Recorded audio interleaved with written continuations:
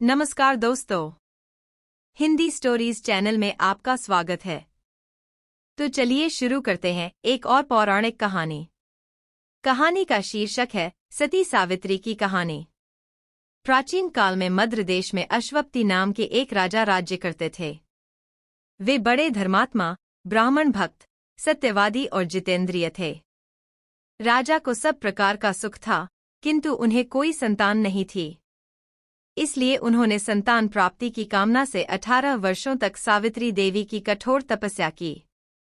सावित्री देवी ने उन्हें एक तेजस्विनी कन्या की प्राप्ति का वर दिया। यथा समय राजा की बड़ी रानी के गर्भ से एक सुंदर कन्या ने जन्म लिया। राजा ने उस कन्या का नाम सावित्री रखा। राजकन्या शुक्ल पक्ष के चंद्रमा की भांति दिनोंदिन बढ़ने लगी। धीरे धीरे उसने युवावस्था में प्रवेश किया। उसके रूप लावण्य को जो भी देखता उस पर मोहित हो जाता। राजा के विशेष प्रयास करने पर भी सावित्री के योग्य व कोई वर नहीं मिला। उन्होंने एक दिन सावित्री से कहा, बेटी, अब तुम विवाह के योग्य हो गई हो, इसलिए स्वयं अपने योग्य वर की खोज करो। पिताजी की आज्ञा स्वीकार कर सावित्री योग्य मंत्रियों के साथ स्वर्णरथ पर बैठकर यात्रा के लिए निकली। कुछ दिनों तक ब्रह्म ऋषियों और राज्य ऋषियों के तपोवनों और तीर्थों में भ्रमण करने के बाद वह राजमहल में लौट आई। उनसे उसने पिता के साथ देवर्षि नारद को बैठे देखकर उन दोनों के चरणों में श्रद्धा से प्रणाम किया। महाराज अश्वपति ने सावित्री से उसकी यात्रा का समाचार पूछा। सावित्री ने कहा, पिताजी, तपोवन में अपने माता पिता के साथ निवास कर रहे धुमतसेन के पुत्र सत्यवान सर्वथा मेरे योग्य हैं, अतः मैंने मन से उन्हीं को अपना पति चुना है। नारद जी सहसा चौंक उठे और बोले, राजन, सावित्री ने बहुत बड़ी भूल कर दी है। सत्यवान के पिता शत्रुओं के द्वारा राज्य से वंचित कर दिए गए हैं।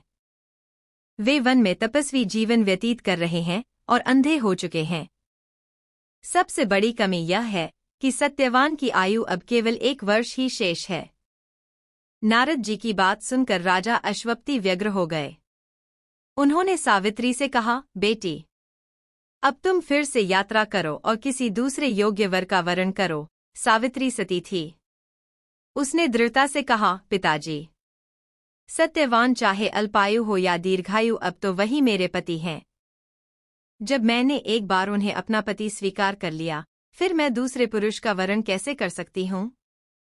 सावित्री का निश्चय दृढ़ जानकर महाराज अश्वपति ने उसका विवाह सत्यवान से कर दिया। धीरे धीरे वह समय भी आ पहुंचा जिसमें सत्यवान की मृत्यु निश्चित थी। सावित्री ने उसके 4 दिन पूर्व से ही निराहार व्रत रखना शुरू कर दिया था।